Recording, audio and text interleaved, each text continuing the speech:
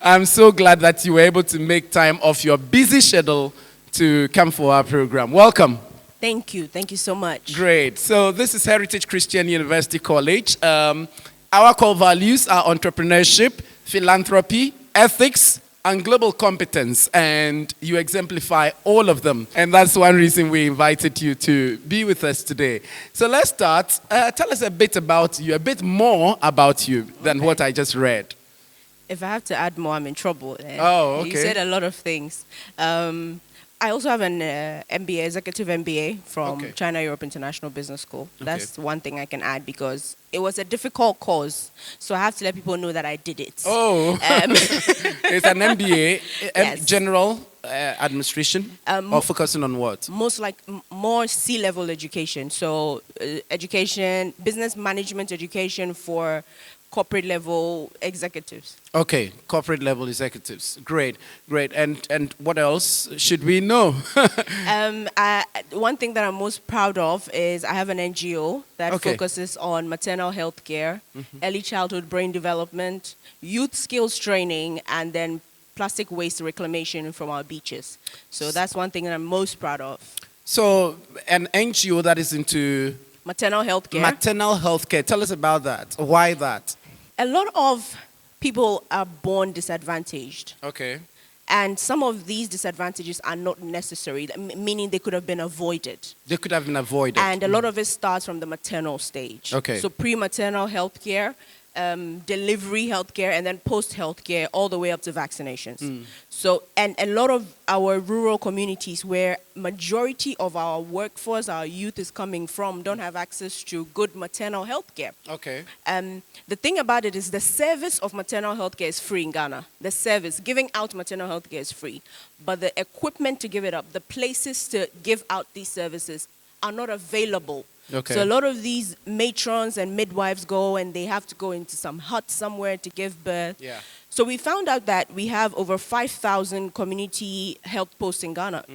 They've been built, but they are not well equipped. And so that's where it started from, is to furbish them so that the midwives and the community nurses that are assigned to those places can offer better maternal health care to our mothers. Fantastic. And what other aspects of the NGO business would you like to highlight on? Why did you decide to set up the NGO using your technology skills to be able to do all of these things? What exactly do you do at the rural communities? I've always had a passion for sustainable development. So you can bring in a solution to a rural person or a rural community, but because the foundation of that equipment, so the basic elements of that solution that you brought don't exist in their community, they cannot sustain it. So if you brought solar into a community where majority of their things that they produce is food, where are they going to get the materials to create the solar panels? That means they have to keep bringing it in. They don't have it to generate from there. But if, for instance, you used that time or those resources to educate them on creating a cooperative that they are producing, be able to store the produce well, or even maybe you did a mini factory for them to convert the produce into something they can sell for a better price, then that intervention that you've brought to them is sustainable. Okay. So a sustainable rural development. In Ghana, the maybe about 10% of the population pay taxes. So 10% pay taxes? About 10%. Okay. I have to check my numbers, but about 10% fixed pay taxes. Then there's another 20% that are also in the tax bracket, but they are paying maybe duty at customs or those kind of taxes in restaurants. How is 10% of the population supposed to take care of the rest? Okay. Because your taxes is what governments use to take care of the rest. So how is 10% supposed to take care of the rest? And it's because we haven't developed the rest. Yeah. And so if we can start with the development of the rural area, then we can provide more resources for the country to advance. Okay. And that's the reason why I focus on rural development from education at a young age through youth skills training and then all the way to the top. Fantastic. Now tell us about your business, the Horgli Transport and Company Limited. It sounds so big. And so tell us, how are you able to, first of all, how did it start? I love telling this story. Okay. Because it's the embodiment of unrelenting pursuit. Unrelenting pursuit? Yes. Well, tell us about it. My grandmother She was uneducated formally, so she didn't have any formal education. Okay. But she learned how to sew. She was a seamstress. A seamstress. Yes. And she was fantastic at being a seamstress. I see. So let me quote that. I need people to, I highlight that because it's because she was fantastic at being a seamstress that she got the opportunity to talk to somebody that could help her do what she did next. I see. So whatever you are starting from, if you're excellent at it, it sets the stage for the next level. Yeah. So she was such a good seamstress. Somebody introduced her to the wife of the managing director of the Dutch oil company Shell. I see. And she was sewing for her, and she became friends with the woman. At the time that my grandmother was sewing for this woman, she had 3 kids. She was a single mother of 3 children, my father included. Wow. And so when she sews during the day, in the night she sells in the market, she has to feed her family. Yeah. And she realized that in the market, in the night, they didn't have anything to burn their bobo. Bobo is what? Do you know Bobo? Don't the lantern. Explain. Well, we have some foreigners here. Okay, so it's a lantern that the market women put on their stalls to be able to see at night. It has a wicker. It's like a candle, but there's a fuel in the container that is burning. Yeah. So there was no fuel to burn. Okay. And so it ran out very quickly, and they had to find solutions. So she asked the lady, can I get a gallon of kerosene to go and sell, and then I'll come and pay you once I've sold it? I see. She was solving her own problem. Yeah. Yeah. But because she's smart, she was solving her own problem. And then she started with 1 gallon. And then she bought a bicycle. Because when she started selling to the women, they told their husbands. And the husbands also need fuel to burn on the farm. Oh. So her market started growing. And she didn't say, it's too much. Me, I'm tired. I can't do it. Yeah. She went and asked for 2 gallons. And she can't carry 2 gallons, so she bought a bicycle. 2 gallons side by side. This is a woman. 2 gallons side by side, driving around, selling fuel to the people in the community.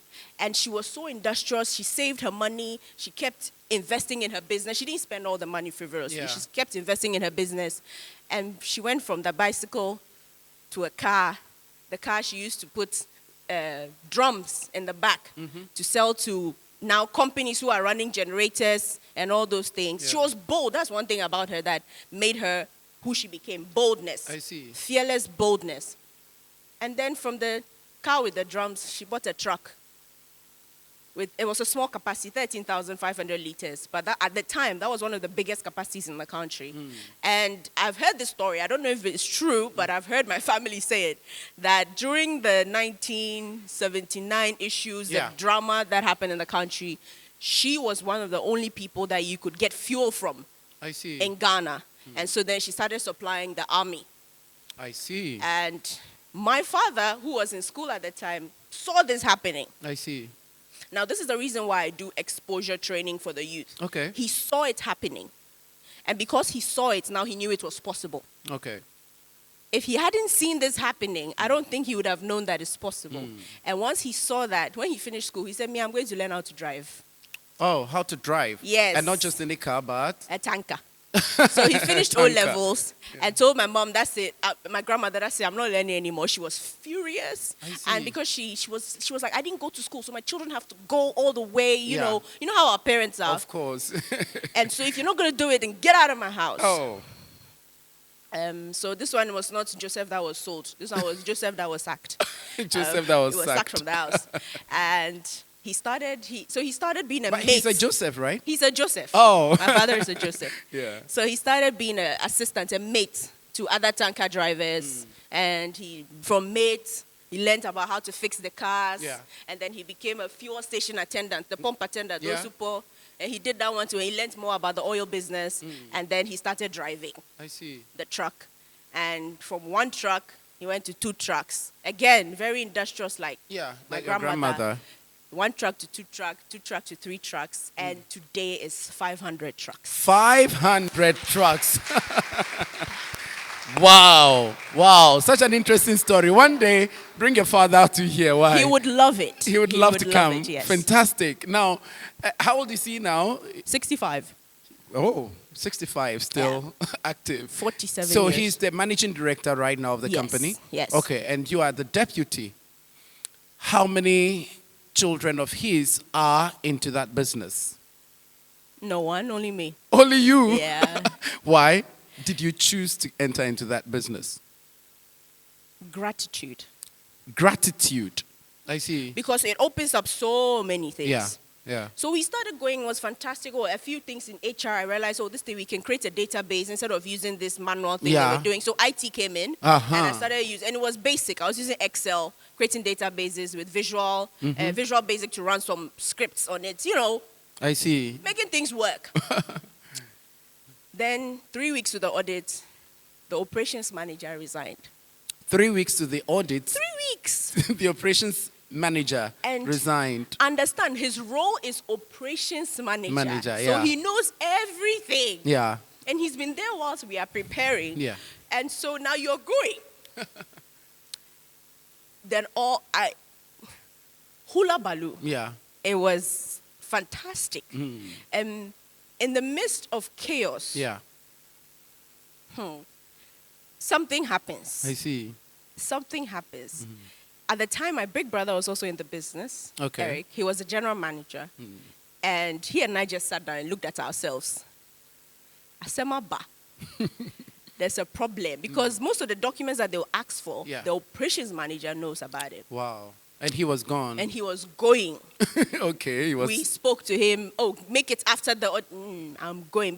Why? Because he had a job offer. Oh, yeah. And I understood why he took the job. Okay. It was an opportunity to progress. Okay. Meanwhile, in our business, he had hit his limit. I see. Because what is he going to become, the MD? He was already the operations manager. I see. I understood him. Yeah. But we put boots to boots. Yeah. I prayed about it a lot. We spent nights. Sometimes we closed at 2 a.m. in the office, my brother and I. Wow. We sat with all the managers. It's going through documents, 2 years of documents to get it all ready. And by the grace of God, we came through with flying colors. So hallelujah. We got it. I see. Yeah. So you got that contract, $7 million. Yes, a year. Just a year, annual. Great. And that was 2013. Yeah. And then you were still in the HR office or administration. Then administration. What happened to you after these people had left? Okay, so I was in administration, and because of the audit, I now seen even more of the business. Okay. So now I could apply the IT in even more of the business, not just HR department. So in operations where the trucks were being monitored, I could do that. Even in maintenance, they had a maintenance schedule, but it wasn't automated. So every time somebody has to call, what's your kilometers, what's your mileage, you can fix that with a simple script. So I did all those things. So you did the IT aspect of it. Wow. Okay. So you brought in your IT knowledge just to automate a lot of the processes. And so how does it happen right now? Right now we've advanced. We have an ERP now. Okay. What's that? Some of us don't know. Enterprise resource planning or enterprise. Hey, IT students, you know that? Hey, good. Our IT students are so good. Yeah. Some of you will go to her company, okay? Yeah. Enterprise resource planning. Yeah, so what's that? The company has resources that are put into processes to achieve an objective. So for us, we have tankers, petroleum tankers, and then we have drivers. Okay. And those two are supposed to complete a trip for a customer. Okay. But before those two can work, the driver needs to be trained, he needs to be certified, he needs to have his medicals on check, his license needs to be updated, all those things need to be checked. Before the truck can move, it needs to be fit to be on the road. So it needs to have so many things to be able to move. And if you want to manually manage those things in the back, you will miss things out. Okay. So one of the jobs of this ERP is to automate all those processes so that by the time somebody is selecting a driver and a truck to go on a trip, they've met all the requirements to be able to go on that trip. And then if the trip goes and comes back, that thing should be able to say, the trip is complete. It went 300 kilometers. This is how much it's supposed to go. So it feeds into all the departments in the company. It's all automated. All automated, and so wherever your tankers are, you know where they are, what they're doing. Click of a button. I see. And you were able to bring all of these things on board. So my father started the process. Automation in 2007. He went to South Africa, and again, exposure. He went to South Africa and saw what they were doing there and said, It's easy. Yeah. Then he came to Ghana Yeah. and brought it with him. Exactly. So again, exposure is important. Yeah. Seeing new things is important. Yeah. Don't stay in the same circle all Exactly. the time.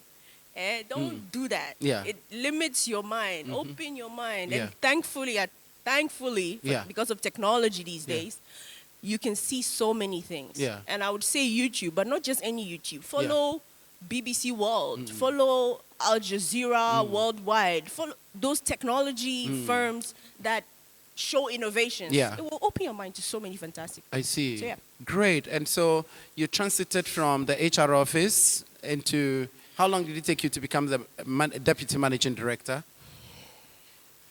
6 years. 6 years. Wow. And so in your current role, what do you do daily? Oh. Everything. Everything. Everything. I see. So as DMD, so my father is MD mainly because that's his baby. He loves the Yeah. company, but he's mostly not around. Okay. He's out. Yeah. So most of the things I have to do, make sure the management is focused. So tax setting, goal setting, reviews, monthly reviews, 100 trucks. What are the key challenges? behavior. Human behavior. Tell us about it. So A I little told bit. you that we automated a lot of things. Yeah. What you cannot automate is the human being. I see. They will do what they will do. Yeah. We have a lot of training programs. I think in a year we probably do about 400 trainings. Huh? Yes. We do one every Monday. We do one a month for everybody. So the Monday ones are mainly for the drivers and the mechanics. Yeah. The once a month is for everybody. So all staff and drivers are involved Yeah. to keep their mind up to date on what is right and what is wrong, what is encouraged and what is not encouraged. Yeah. And all of that is because we are trying to set a culture of excellence. Okay. You cannot change people if you're not constantly educating them. A lot of times here in Africa, I've seen we create a policy, then we publish the policy, then that's it. There has to be education, there has to be testing, there has to be and testing. I don't mean exam. They just Yeah. test your policy out, see if it's working. If it's Okay. not working, change something. I see. So that's why we do all those trainings. It's all about creating a culture of excellence in the minds of our employees because they are our biggest risk. Yeah. And you have over 700 of Yes. such staff, and you supply across West Africa as well? Yes. I see. Yes. And so tell us, how does ethics come into your business? What are some of the things that you use ethics to ensure that they get done properly in your line of business? I transport a very dangerous substance. If there's an incident or an accident, I could potentially kill a whole community. Okay. You Or- transport a very dangerous substance. So if there's Okay. an incident or an accident, I could potentially kill a whole community. Yeah. I could damage a whole water body Yeah. if I am not careful. If you are not careful. So I have a great responsibility to the stakeholders. That's the communities that I transport in Yeah. and the people that are on the road with me. And our core values are teamwork, efficiency, safety, respect for the environment, and respect for people. Those are our core values in the I see. business. Ethics plays a part in our respect for the environment and respect for people. Ethics plays a part in your respect for the environment and respect for people. Yes. We are obligated to report publicly on our safety standards Okay. in the business. And this is something we decided to because we're a private company. We're not publicly listed. So Okay. it is not a law. Yeah. It's something we have decided to do. That on our Facebook page, on our staff notice boards, on Yeah. the notice boards outside the business, we post the occurrences that we have. So we have, if you had any fatalities because of our business, if we've had any lost time injury, that means maybe you didn't die, but you've gone home for a couple of days because of something that we did to Yeah. you, something that happened because of our business. Yeah. So we report all those things. I see. Now, as a business, you don't have to, or you can lie.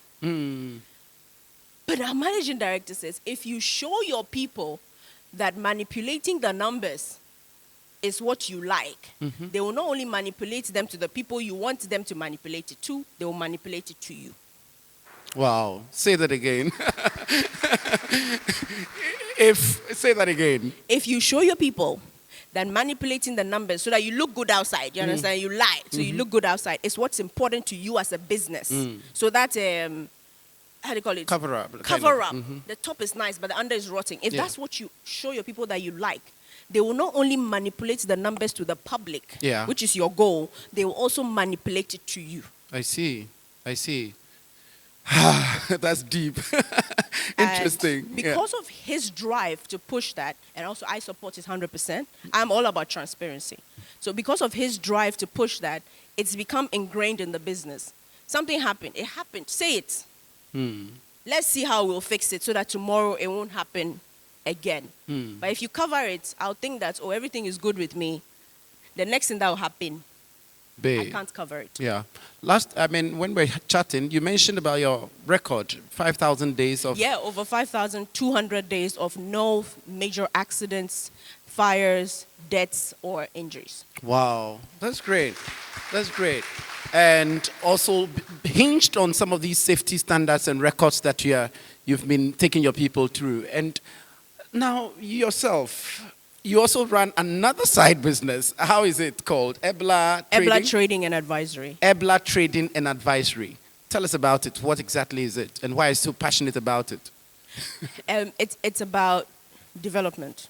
Development. Remember I told you I'm very passionate about rural development? Okay. And I'm very passionate about developing the majority of the population that don't get what the 10% gets. Okay. It started because in secondary school, I went to St. Mary's Secondary School. Collegono. Okay. And in those days, they used to take on a quarter of students because of their athletic ability.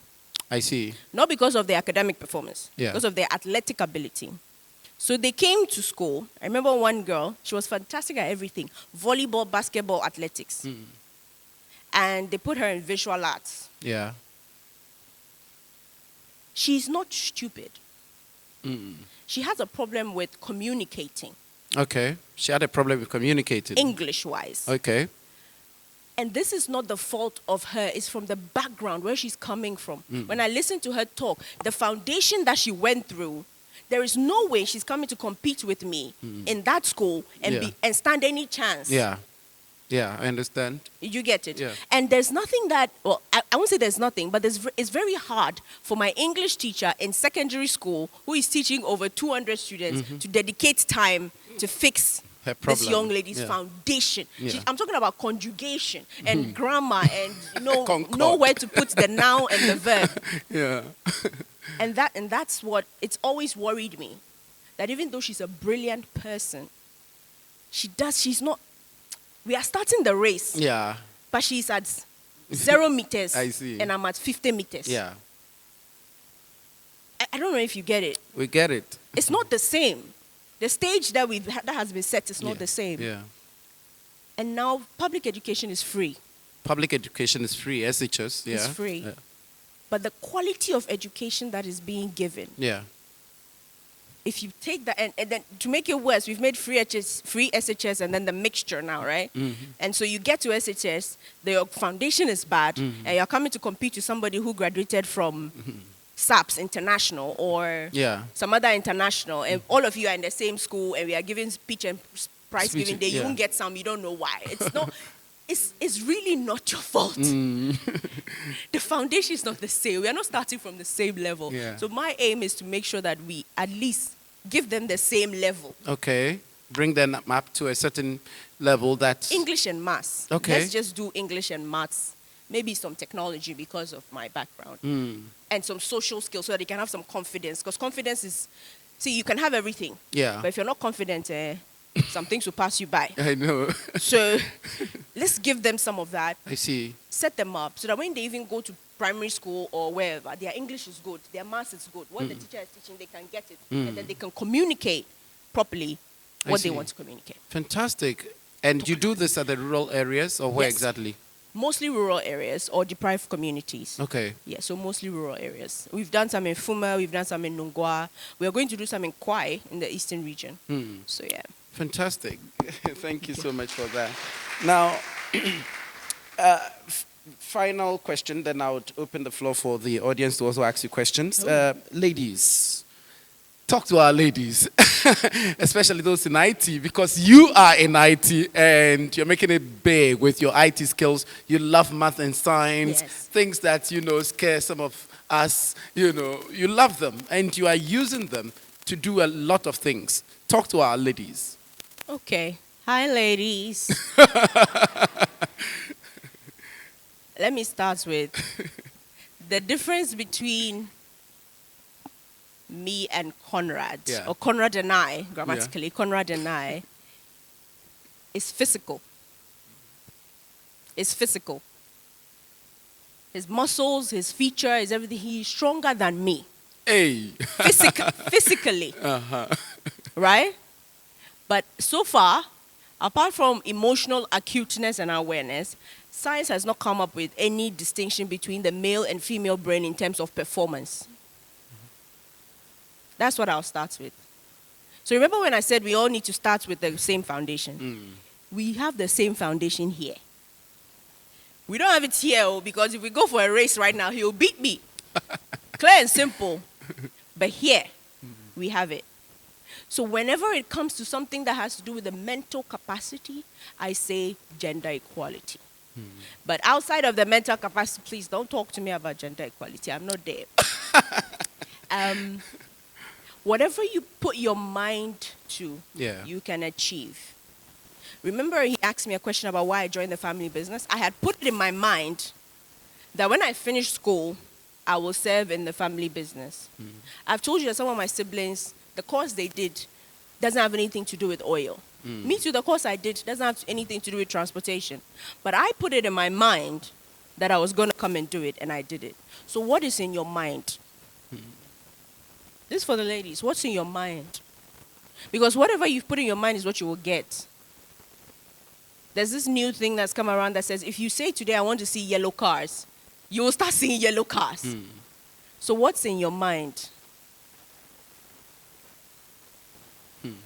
In our family, in the transport business, in 2019, in 2018, I got the idea. In 2019, I started working with an NGO called Miss Taxi. And then we involved Scania trucks from Europe. And then the German Institute of, it's like a social intervention for Germany, the country. And we managed to train 12 females to drive tankers. Wow. Tanker driving is not physical. It's here. I see. Before them, I had 300 and something male drivers. And that's all we looked for.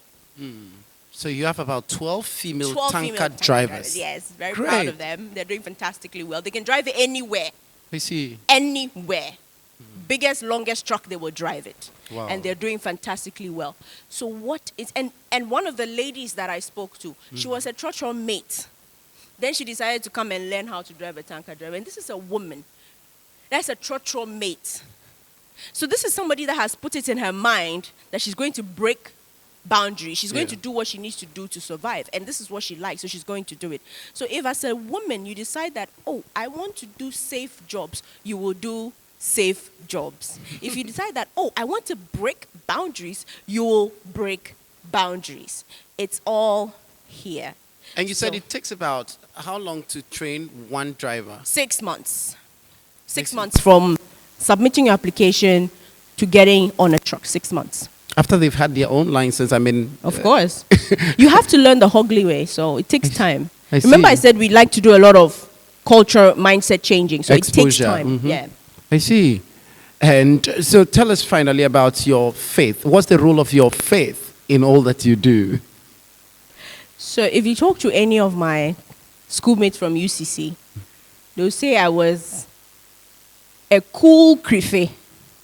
Which one is that one too? You know how they say all these Christian kids, they are crife, you don't do anything, you are just there. But I was emceeing shows and doing all those other things. But so you were a bit exposed. I was exposed. Okay. But from the age of 9, when I remember giving my life to Christ because of pastor, well, he's now apostle or reverend, I don't know, Ajanasari. Okay. He used to do a TV evangelism program. I see. And that showed on GTV. So it was happening in the evening. I remember that was that was the one that I felt in my soul that, this one, I've given my life to God. I see. So 9 years old. From that time, through Esther Smith and Cindy Thompson, and Joe Mettle and his squad, Yeah. Sunday school teaching, youth service, I see. youth ministry, evangelism in rural areas. Wow. UCC on the field. UCC, we like praying, and that's cool. Yeah. Apart from learning, we like praying a lot. So you in the evening, especially Tuesday evening, there was a pack, a Mamoma pack. You come and hear us there, all of us. you're praying. Somebody's campaigning over there, and somebody's clapping over I here. see. So it sounds like a choir. It was fantastic. I loved see. it. So yes, my faith. Anytime I'm in trouble, I go there. I see. And every time I have something amazing happen to me, I remember that, wow, I wanted this. God, you've done it. And so, this life, how will I say it? I've been privileged in this life. But even in that privilege, there's struggle. Yeah. My struggle is not what I'll eat tomorrow morning or whether or not my school fees will be paid. My struggle was different. Was more emotional pain. But God came through. Yeah. I didn't bend. You've seen a lot of maybe rich people's kids or famous people's kids and they've lost their way in life. Yeah. Drugs and all those other Yeah. things. Faith held me.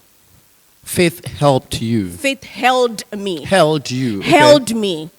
Because when you don't have to worry about what you eat, your brain will come up with So many things. challenges that you don't understand. Yeah. And the battle, it's everywhere. Yeah. They say money doesn't solve all problems because once you get the money, you don't have to worry about what money will give you. You start worrying about what money can't give you. Oh. It's a lot. So I see. faith held me, still holding me till Yeah. today, in humility first. Because if you don't have that, and with how much power I have right now, with where I sit, I can easily become one of those, Very snobbish proud. women who think, arrogant. I'm a woman, I'm managing 700 men, get out of here. No. So faith held me in humility and gratitude. I love that. Okay, please come for the mic, and then if you have a question, you may ask her now. So if there is any question, there is a hand here. Somebody should come for the mic. Thank you very much. I want to know how many Sorry, what's your name? I'm Richard Ni Anyatea J. Hello, Richard. I want to know how many awards your company have won, maybe in Africa or outside Ghana, because I can see on your Facebook page that you have some award with some men here. Yeah. So I want to know about this. We've been winning them since 2001. So I can't count. From South Africa, from Nigeria, from the UK, so many in Ghana. I can't count. So there was the 40 under 40, and then there was the top 40 influential women in Ghana. Thank you for your time. I want to find out the main challenges you have with your employees. And if you are employing somebody today Yes, as the deputy MD, yes. what do you look at in your target? Okay. So that maybe it will help students to prepare their mind as they are going into the job market. So with the field workers, it's technical competence and then character. And character. Technical competence because at least I know that you can do the work, basically. Character because if I can't train you to become a Horgli person, I can't keep you. There are some people you cannot train. They are not. They don't know that they don't know. So you can't teach them. So that's what we look for in the technical staff. In the office staff, we're mainly looking for trainability. Trainability. And we've come to that conclusion because, unfortunately, over the years, we've realized that a lot of people go to school to do what's available. They do what has been given them. And so you have somebody coming to you with their BA HR, and apart from the last course they did in level 400, they don't remember anything in nature. So if I say I'll judge you on technical competence, you're not qualified, even though you're holding the paper. So what we look for is trainability. And so I've managed to convince the old man, my big man, that let's start like maybe an employee training program where we can get a lot of these national service attachment people and then start training them into a certain role, regardless of what they have studied. You've gone to university, you have the capacity to analyze, so that's okay. Let's start training you. So maybe you did agric, but we'll train you into HSE management. You've done this, but we'll train you into here. So for now, anytime we get service personnel, we are looking for trainability in the service personnel. Yeah, Conrad, just where you ended. First of all, madam, thank you very much. My name is Ni Ama Ebenezer. Sorry, I didn't hear your name. Ni Ama Ebenezer. Ni Ama, nice to meet you, sir. Corporate social responsibility and what HCC can benefit from there. Thank you. Okay, so our corporate social responsibilities, we have trainings that we do. So the trainings that we do in-house, we do it at church stations also. So we go to church stations and do the training. We give alcohol meters to the station managers so they can check the drivers before they leave the station, make sure that drivers are not intoxicated on the road. We do corporate training with MTTD, which is the Motor and Traffic Division of the Police Service, mainly because we are on the road a lot of the time, so we want to equip them to also be on the road and help us on the road. We do educational sponsorship for engineering students, so petrochemical or auto mechanical or electrical. Those three, because it directly affects our business, and you can't do corporate social responsibility in a vacuum, because you need to account for it in your accounting. So it's like you're dashing money. Why are you dashing money? Are you laundering the money? So all your corporate social, it has to have a purpose, and we do those educational trainings because of that. The host touched on my question briefly. I want to find out, your training in IT, I know you did computer science and technology management. Yeah. How is it helping you in your new role? And why did you even do computer science in the first place? Why didn't you do management since your father was in the business? Why did I do IT? My father hates idleness. My father hates idleness. He doesn't like it. You are sitting there, you are not doing anything. Why? He doesn't like that. So anytime we had vacations, long vacations, go and learn something. And so when I finished BC, we had that long vacation where you are waiting for your results. Go and do something. So my mother sent me to computer training school, those basic Microsoft Word and those things. And that's how the love started for IT. I've never looked back since I was 11 years old. I haven't looked back since, yes.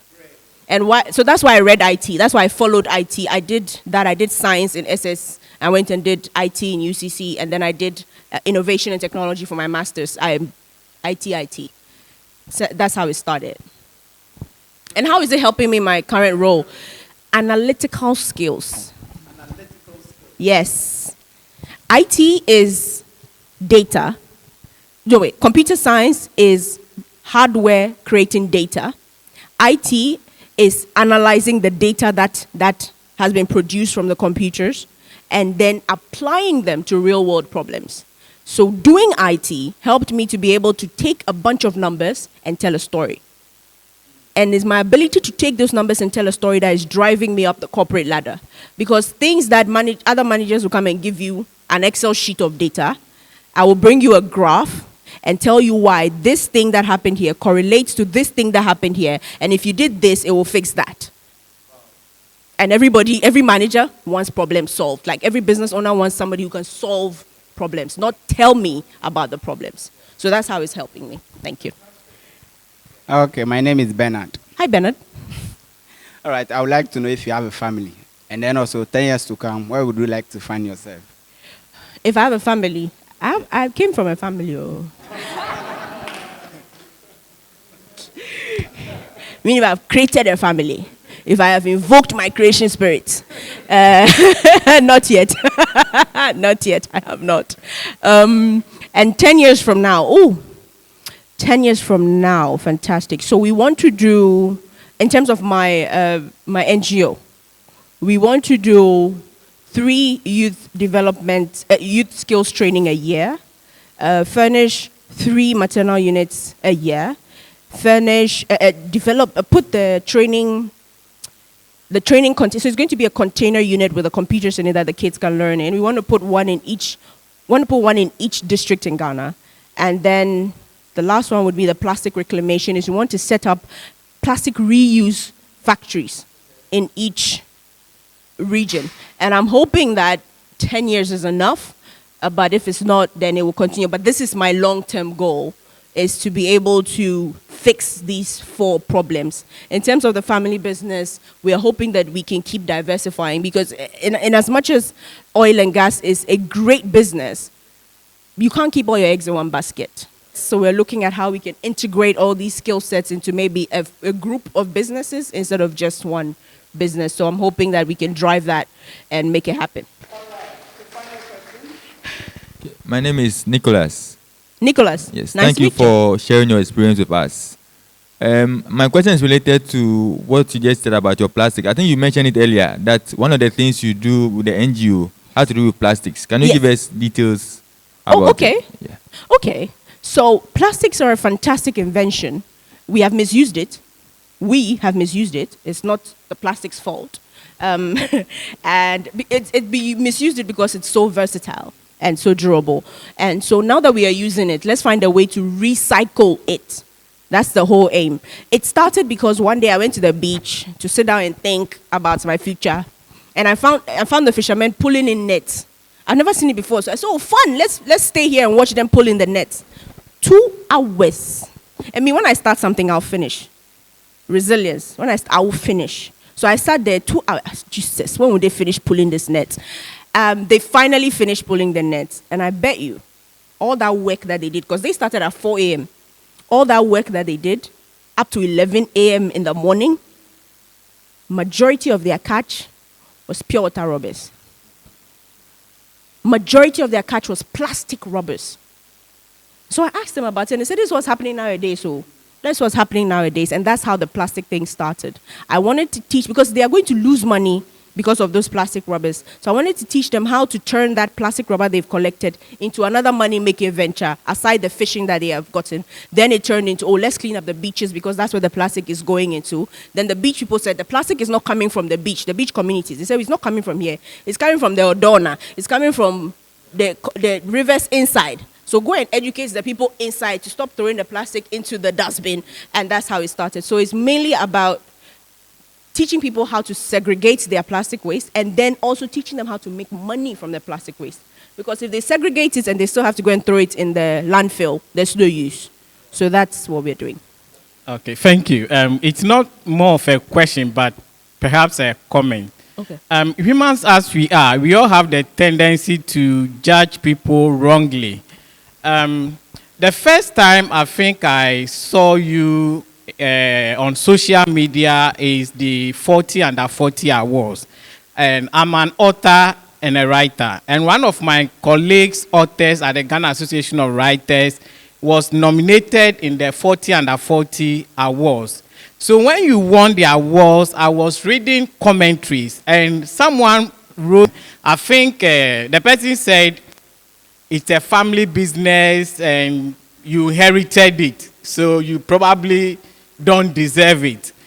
And when I read it, then maybe I think I did few searches on you. So in my mind, perhaps I also reasoned along the line. Maybe it was a family business that you inherited. But listening to you now, I have reverence for you now. You didn't have it on a silver platter, but you work for it. Thank you. Thank you very much. Just to add to what you were saying, Conrad asked me about this earlier, and I said when I read the comment, I was not surprised, but I was sad at the way other people were joining in. Because it seems like in Africa, if you don't have a zero to hero story, you don't deserve anything. Yeah. But the problem we have is this zero to hero story. That's our problem. Everybody wants to start. Who will continue? We blame the government that every time a new government comes, they scrap the old projects and start a new one. But that's what we like. We celebrate people who have done it by themselves. You suffered. Yeah. Why?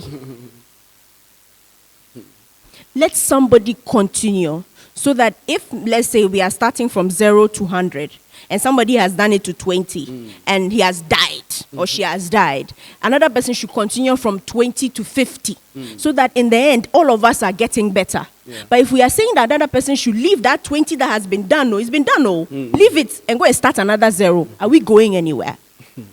And so that's why when I read that comment, I was sad, but I know what I stand for. Continuity. I want everybody here. If your mother sells in a shop by the roadside, a mom and pop shop by the roadside, I want you to be thinking about how can we expand this mom and pop shop. Malcolm did not start as a big enterprise. It started as a mom and pop shop. Game, ShopRite that you're seeing, they started in South Africa on the roadside. Mom and pop shop. And then they managed to get some investment and grow. So I want people to remember this. If your father is a farmer and he was able to send you to school, how do you improve on his farming? How do you process his goods? Let's continue and build legacies instead of everybody wanting to start and receive glory that I did it. Let's continue. Yeah, great. All right, maybe final words. Don't limit your dream. You're not going to pay anybody for it. So dream as big as you want. Yeah? Fantastically. I just told you, I want to put 1 learning unit in every district in Ghana. That's 200 and something districts. Do I have the money? No. But am I dreaming it? Yes. Am I going to do it? Yes. Because every day that I'm on the internet, I'm thinking about how to make it affordable and doable and sustainable. So because I'm dreaming it, I'm always thinking about it. I'm always seeing things on it. My starting sometimes is watching a YouTube video on how somebody used a container to build a classroom. Have the audacity to start. And it can be that one typing that you type into Google. How do you, that's your starting. Get knowledge. And now that you started, never give up. They've shown me that when you don't stop, you get what you want. Yeah. So don't ever give up. Thank you. Fantastic. All right. So you can take your seat now. You're back. Thank you very much. A louder applause for Elinam Horgli. Thank you very much. It's a pleasure to have you here. And your father will come here too one day. Yeah, he will surely come. Be on our feet and then ask President to say a word of prayer. Thank you for your servant, Elinam, and what you have done and will continue to do with her. We pray you will protect her, keep her humble, bless her in all her endeavors.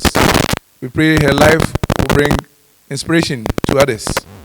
Bless us all in whatever we do this day. Pray in Jesus' name. Amen. Thank you so much for coming.